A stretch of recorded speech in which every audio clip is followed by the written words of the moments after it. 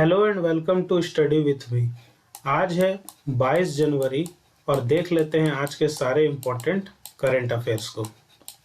आइए बिना किसी देरी के आज के सेशन को शुरू करते हैं। आज का जो पहला जो टॉपिक है वो है supreme court on inheritance of daughters, यानी सुप्रीम कोर्ट ने इनहेरिटेंस ऑफ डॉटर्स के बारे में क्या बोला है देख लेते हैं। ये प्रीलिम्स और मेंस दोनों के लिए इम्पोर्टेंट है। क्यों है न्यूज़ में देख लेते हैं।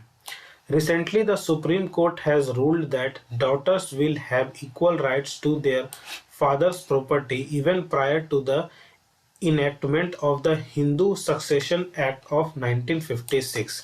यानी सुप्रीम कोर्ट ने एक रूल के अनुसार ये बोला है कि फादर के प्रॉपर्टी में डॉटर का बराबर का अधिकार होगा, चाहे इवन प्रायर अगर इनेक्टमेंट होगा हिंदू सक्सेशन एक्ट 1956 को इनेक्टमेंट अगर इसका होता है, उसके बावजूद जो है फादर्स के प्रॉपर्टी में जो है डॉटर्स का भी इक्वल राइट होगा, माना जाएगा।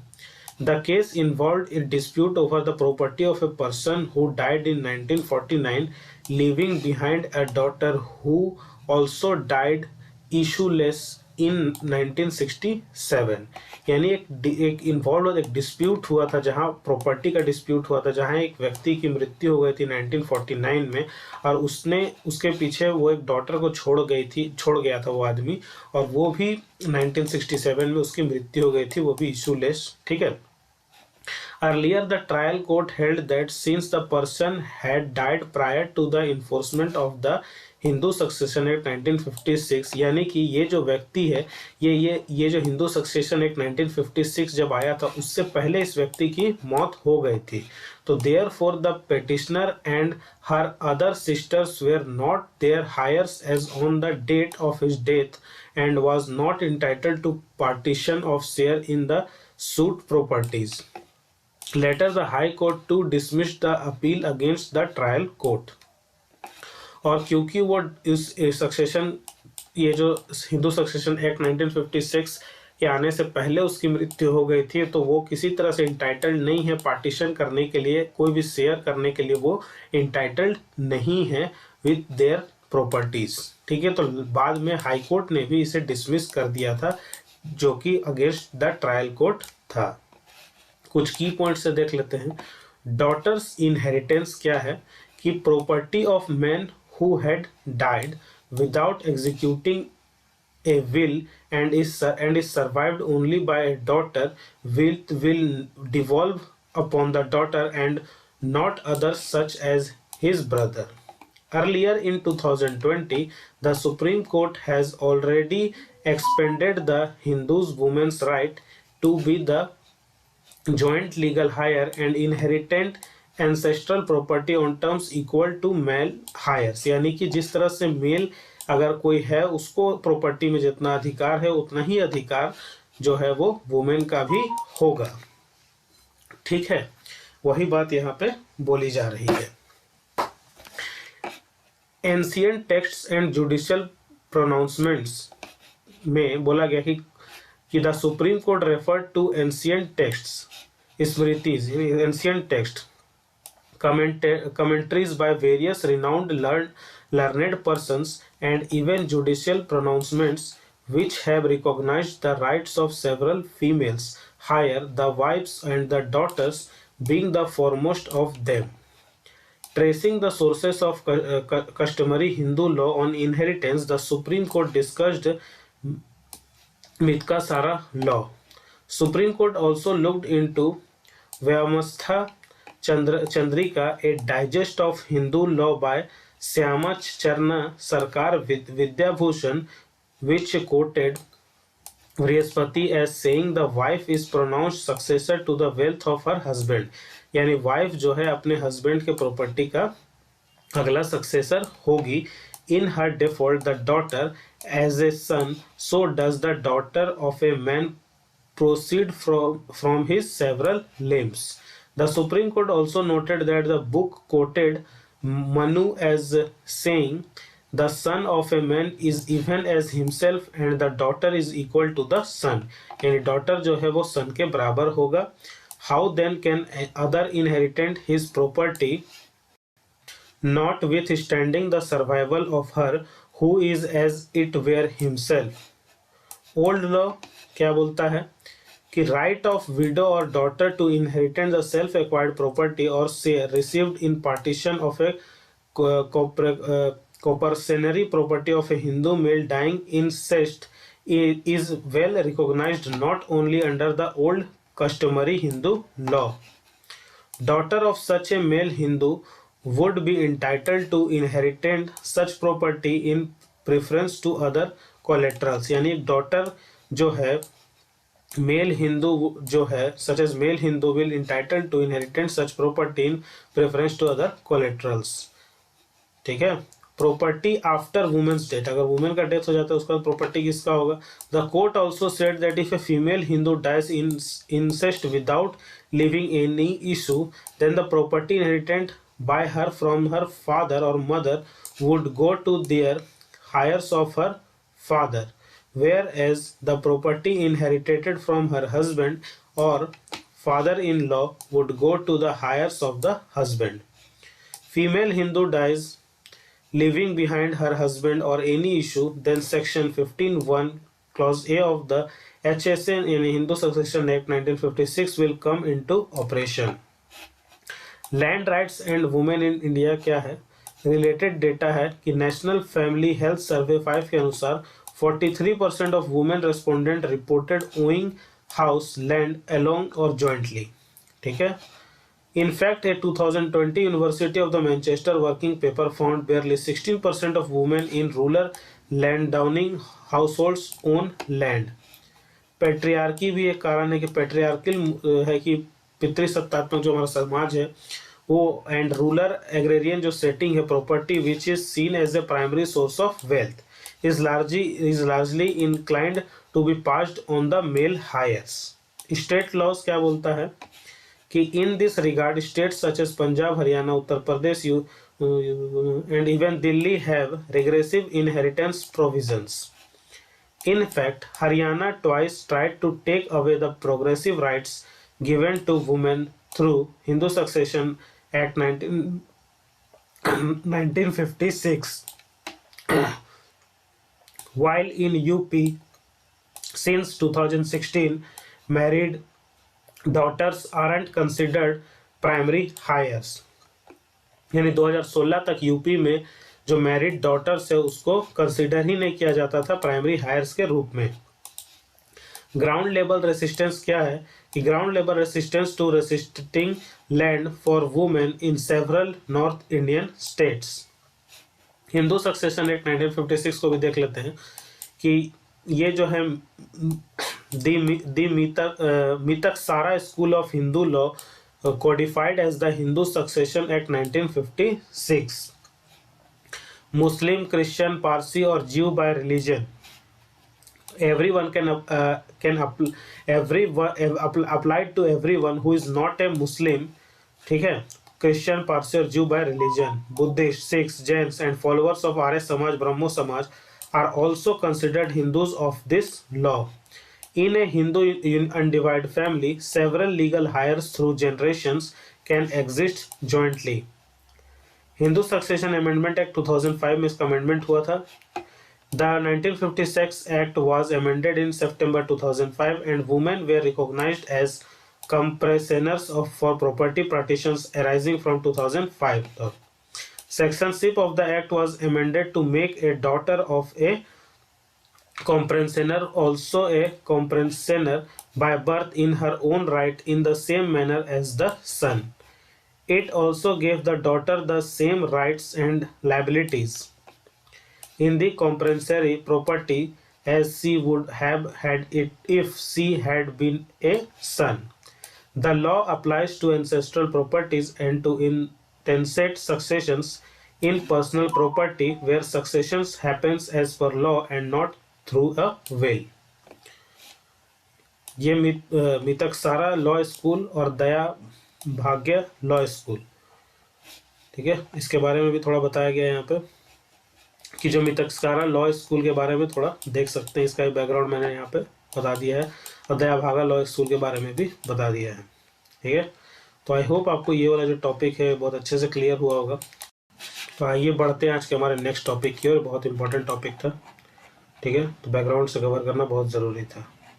बढ़ते हैं आज के हमारे नेक्स्ट टॉपिक की ओर, जो है ओबीसी रिजर्वेशंस इन लोकल बॉडी पूल। ओबीसी का जो रिजर्वेशन है लोकल बॉडी पूल में कैसा है, नहीं है, क्यों है, न्यूज़ में देख लेते हैं। प्रीलिम्स मेंस दोनों के लिए इंपॉर्टेंट हो जाता है, क्यों है न्यूज़ में देख लेते हैं। तो सुप्रीम कोर्ट ने हायरिंग में एक बताया कि by the Maharashtra government decided to recall its December 2021 order, which stated 27% reservation for OBC and other backward classes in local body election.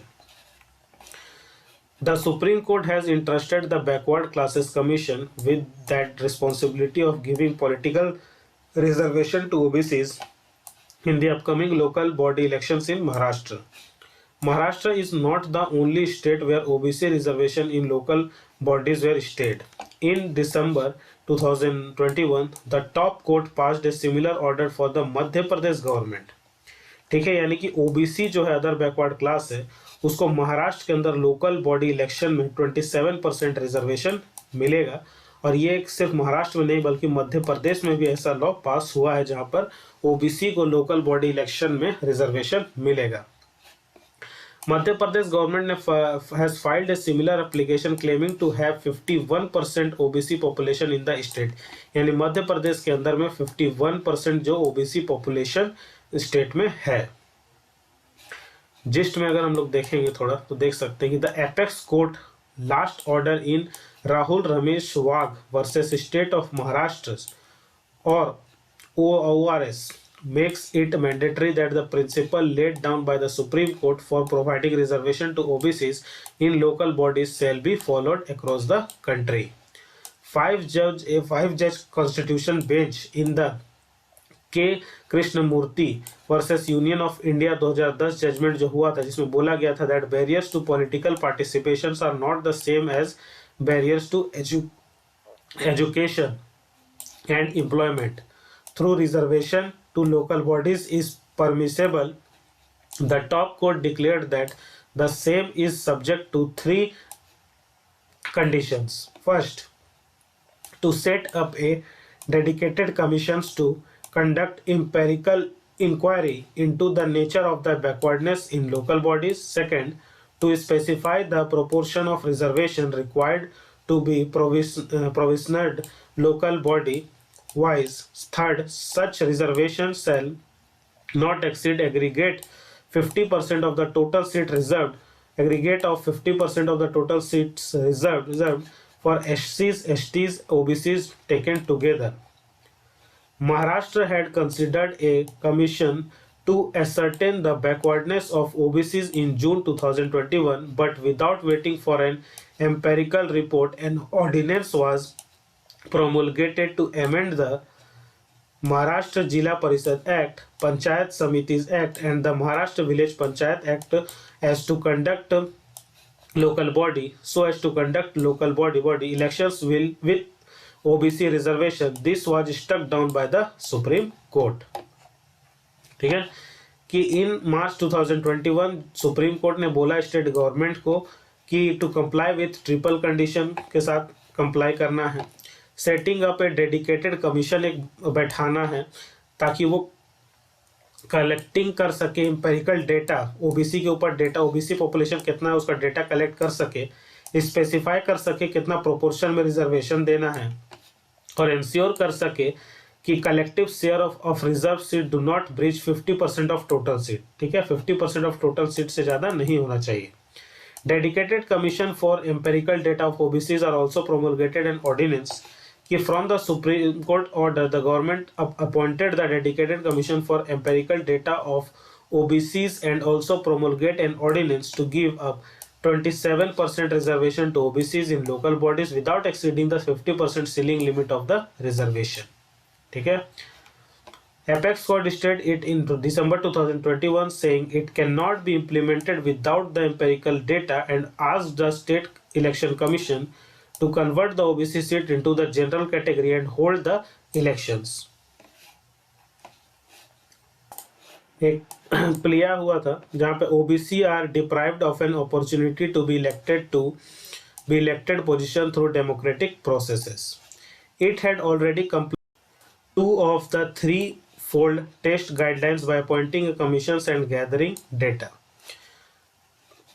The reservation in various districts of Maharashtra is based on the proportion of population of OBCs in the respective districts, and not blanket reservation of 27% in all the districts in the entire state of Maharashtra.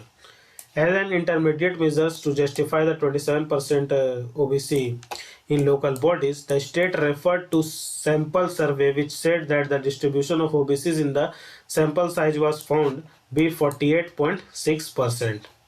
Supreme court direction क्या है कि it correctness and make recommendation on their representation in election for the local bodies. Implication: chances of restoring the OBC quota in the upcoming local bodies pool.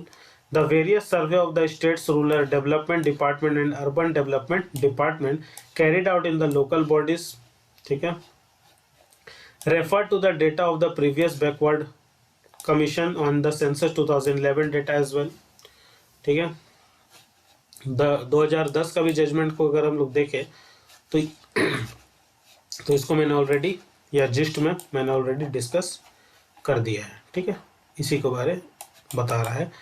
ठीक है, कि कृष्णमूर्ति और versus union of India जो judgement आया था.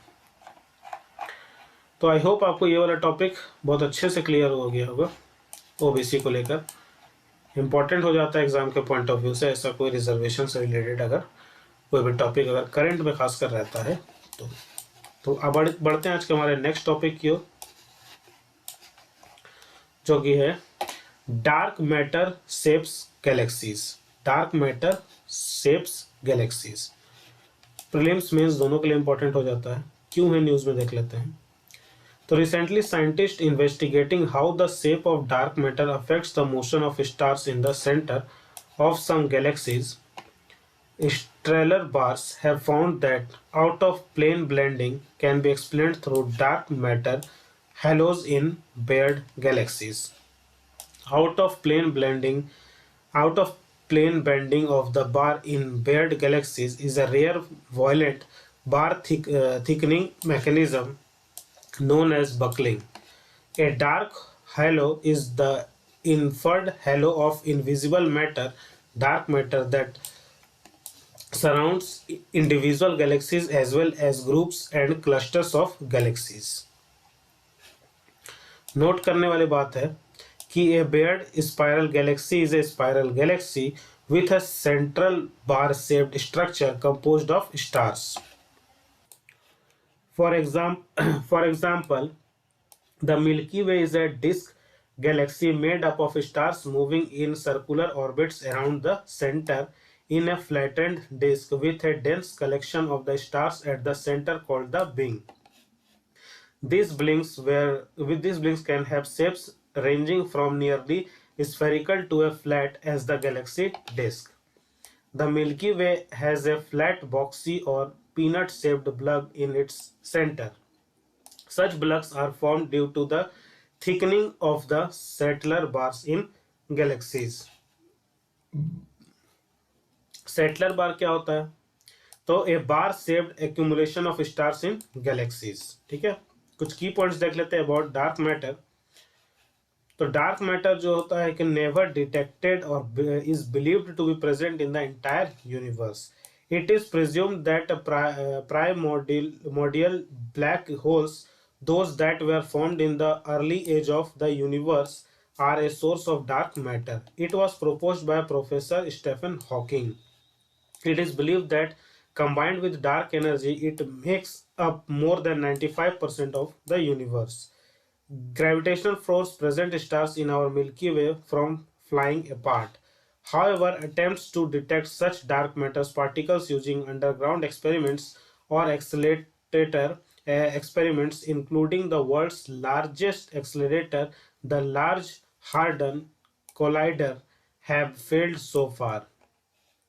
Dark matter presence in the universe क्या है देख लेते हैं कि laws of gravity accept us to see stars closer to the center of galaxies rotating faster than the stars on the edge.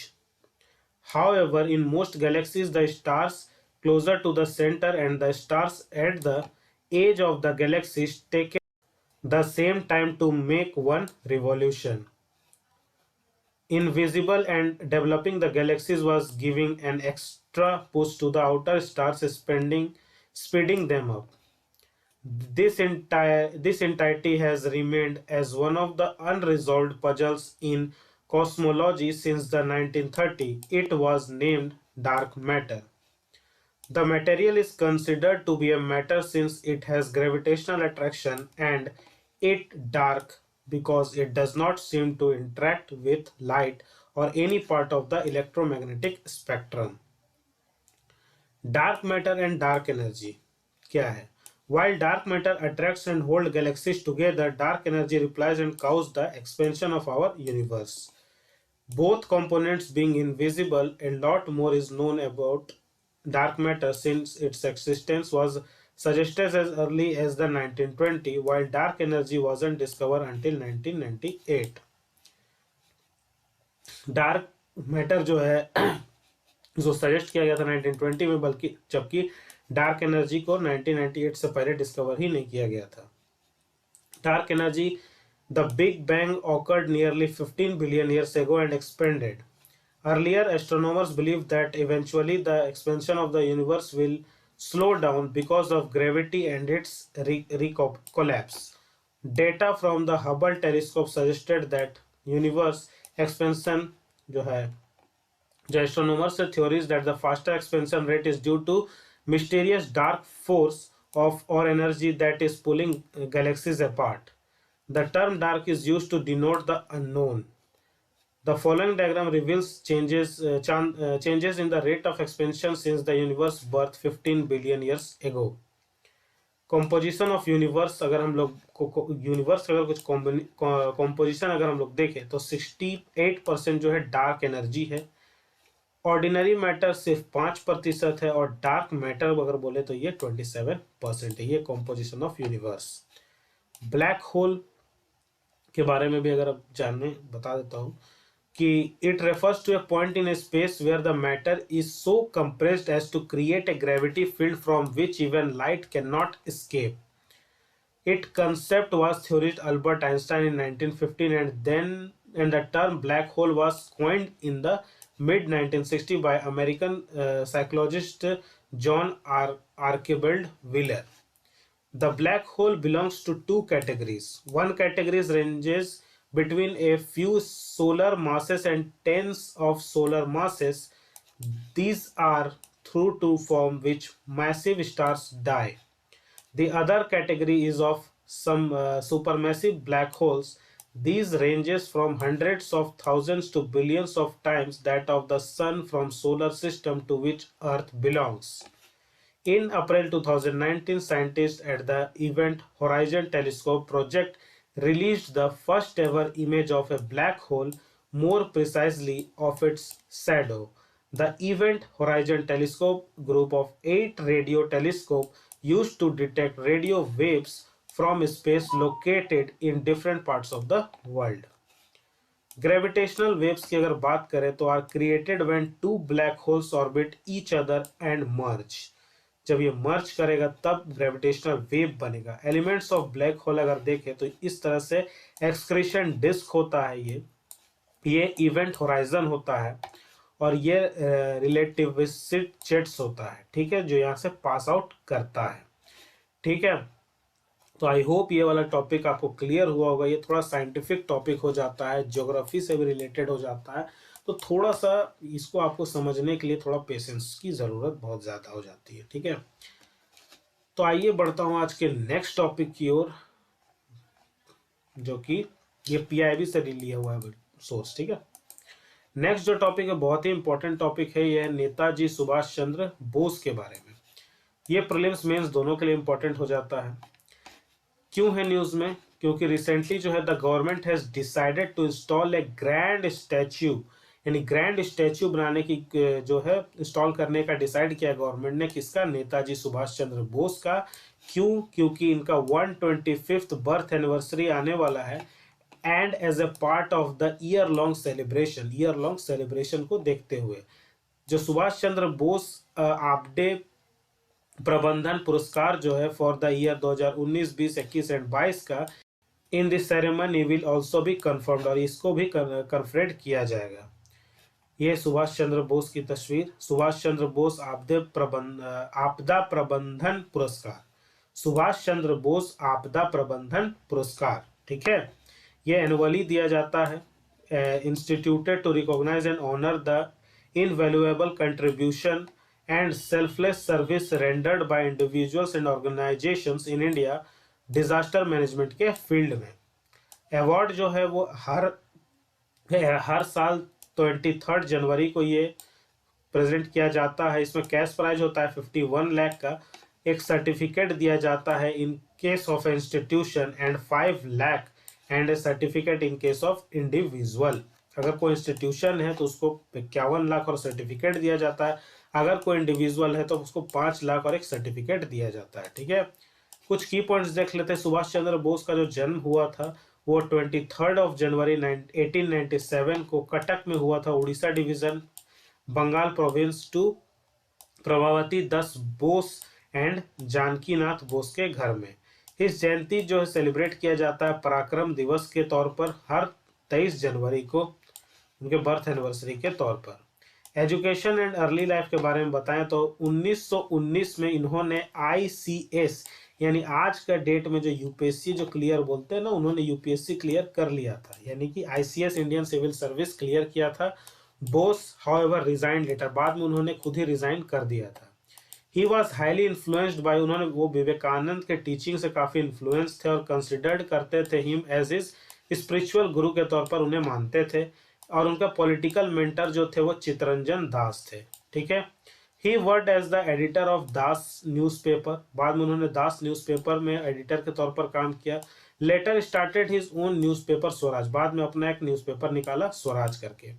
Association with Congress, he stood for unqualified Swaraj independence and opposed the Motilal Nehru report which spoke for dominion status for India. उन्होंने मोतीलाल नेहरू के report को oppose किया था जो कि dominion status for India की बात करता था, यानी कंप्लीट जो इंडिपेंडेंस उसकी बात नहीं करता था। उन्होंने पार्टिसिपेट एक्टिव पार्ट लिया था सॉल्ट सत्याग्रह में 1930 के, और उन्होंने अपोज किया था suspension of civil disobedience movement के सस्पेंशन को अपोज किया था, and signing of Gandhi Irwin pact in 1931, और गांधी इरविन पैक्ट 1931 को साइन भी किया था। 1930 में उन्होंने closely associated with left politics in the 1930s he was closely associated with left politics in Congress along with Jawaharlal Nehru and M.N. Roy. Bose won the Congress presidential election Haripura in 1938, 1939 at Tripura. He won the presidential election against Gandhi's candidate Pattabhi Sitaramaiah. So due to the ideological differences with Gandhi, Bose resigned and left Congress. Rajendra Prasad was appointed in his place. He founded a new party, the Forward Bloc. The purpose was to consolidate the political left and measure support base in his home state Bengal. Indian National Army की बारे बताएं तो he reached Japanese controlled Singapore from Germany in July 1943. वो Japanese के control में थे उस समय सिंगापुर, वो वहाँ चले गए फ्रॉम जर्मनी इन जुलाई 1943 में। Issued from there is his famous call, Delhi चलो का नारा लगाया एंड अनाउंस किया और फॉर्मेशन किया जय आज़ाद हिंद गवर्नमेंट का और इंडियन नेशनल आर्मी का इन 21 अक्टूबर 1943 को। INA जो है was first found under Mohan Singh के नेतृत्व में इसका फॉर्मेशन हुआ था, एंड जापानीज मेजर इवाची फुजीवारा के and comprised Indian prisoners of war of the British Indian Army captured Japan in the Malayan present-day Malaysia campaign and at Singapore. The INA included both the Indian prisoners of war from Singapore and Indian civilians in Southeast Asia. Its strength grew 50,000. Its strength grew to 50,000. The INA fought Allied forces in 1944 inside the borders of India in Imphal and in Burma. In November 1945, a British move to put the INA men on trial immediately sparked massive demonstrations all over the country. इनका मृत्यु कैसे हुआ था तो he is said to have died in 1945 when his plane crashed in Taiwan. However, there are still many conspiracy theories regarding his regarding his death. तो I hope आपको ये वाला टॉपिक क्लियर हुआ होगा, बहुत ही इंपॉर्टेंट टॉपिक हो जाता है ये। बढ़ते हैं आज के हमारे नेक्स्ट टॉपिक की ओर, और ये पीआईबी से लिया गया था, ठीक है, ध्यान रखना है। बढ़ते हैं आज के हमारे नेक्स्ट टॉपिक की ओर। Fourth Asia ministerial conference on tiger conservation. Fourth Asia ministerial conference हुआ ऑन टाइगर कंजर्वेशन को लेकर। ये प्रीलिम्स और मेंस दोनों के लिए इंपॉर्टेंट हो जाता है, क्यों है न्यूज में देख लेते हैं। तो fourth Asia ministerial conference on tiger conservation जो हुआ, India's national tiger conservation authority जो है उन्होंने डिसाइड किया to introduce guidelines for the reintroduction of tiger को लेकर that can be used by the other tiger range countries. कुछ की पॉइंट्स से देख लेते हैं about the conference. Is an important event for reviewing progress towards the global tiger recovery programme and commitments to tiger conservation. ठीक है, it was organised by Malaysia and global tiger forum. India was facilitate tiger range countries towards finalization of the New Delhi Declaration for the Global Tiger Summit to be held in Russia later this year 2022. A pre-Tiger Summit meeting was held at New Delhi in 2010, wherein the draft declaration on tiger conservation for Global Tiger Summit was finalized. India is one of the founding members of the Intergovernmental Platform of Tiger Range Countries Global Tiger Forum. Over the years, Global Tiger Forum has expanded its program on multiple thematic areas while working closely with the Government of India, tiger states in India, and tiger range countries. Tiger range countries in Global Tiger Forum, GTF, Bangladesh, Bhutan, India, Cambodia, Myanmar and Vietnam. Significance of tiger conservation अगर देखें तो vital in regulating ecological progress. Tigers, the top predators in the ecosystem, are vital in regulating and perpetuating ecological progresses. Forests are known to provide ecological services like clean air, water, temperature regulation etcetera, maintaining food chain. ठीक है, साथ ही साथ conservation status of tiger का अगर बात करें तो Indian wildlife protection act 1972 schedule 1 और international union for conservation of nature and union के रेड लिस्ट इंडेंजर्ड में आता है। ये convention on international trade in endangered species of wild fauna and flora जो साइट्स है, इसके अपेंडिक्स 1 में आता है टाइगर। टाइगर पॉपुलेशन अगर इंडिया की बात करें तो India is home to over 70% of the tiger population globally, यानी ग्लोबली जितने भी टाइगर है उसका 70% इंडिया में ही पाया जाता है। India is home to 51 tiger reserve spread across 18 states.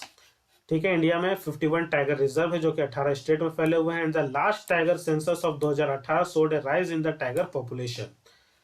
Shri Srivilliputhur जो मेगा मलाई है वो 51 यानी कि 51 नंबर का टाइगर रिजर्व है जो कि तमिलनाडु में है। India has achieved the remarkable feet of doubling the tiger population in 2018, 4 years ahead of the targeted year 2022 of the Saint Petersburg declaration on tiger conservation. यानी 2018 में ही इन्होंने अपना जो डबलिंग का जो टारगेट था टाइगर पॉपुलेशन को उसको पूरा कर लिया, जबकि टारगेट रखा गया था 2022 तक, यानी 4 साल पहले ही कंप्लीट कर लिया। तो now the model of the success of India's tigers governance is now being replicated for other wildlife like the lion, dolphin, leopard, snow leopard and other small wild cats, while the country is on the threshold of introducing cheetah in its historical range. Related steps अगर taken किए गए जैसे conservation assured tiger standards, 14 tiger reserves India had already been awarded with international CA यानी कि conservation assured tiger standards acceleration and efforts are on to bring in more tiger reserves under this conservation assured and this acceleration. Project Tiger, budgetary allocation, helping frontline staff। ठीक है, तो देखिए tiger reserve अगर India की बात करें तो यहाँ पे लगभग 51 टाइगर रिजर्व है। और जैसा कि मैंने बताया श्रीविल्लिपुट्टूर जो तमिलनाडु में 51 नंबर का टाइगर रिजर्व है। ठीक है, और भी कई सारे टाइगर रिजर्व है। आप अगर देखें तो आपके स्टेट में कौन कौन से टाइगर रिजर्व है, आप जरा कमेंट सेक्शन में मुझे बताइए तो कि आपके स्टेट में कौन कौन सा टाइगर कौन कौन सा टाइगर रिजर्व है। ठीक है, बढ़ते हैं आज के हमारे नेक्स्ट टॉपिक की ओर, जो कि है collaboration between India and UK on food security. ठीक है, इसका आप स्क्रीनशॉट भी ले सकते हैं। ठीक है, collaboration between India and UK on food security, prelims mains दोनों के लिए इंपॉर्टेंट हो जाता है। क्यों है न्यूज में, देख लेते हैं। तो joint India and UK meet हुआ sustainable food production under environmental stress को लेकर, जिसको कि कोलैबोरेशन बोला गया between two nation on issue of mutual concern like achieving the goals of food security and zero hunger.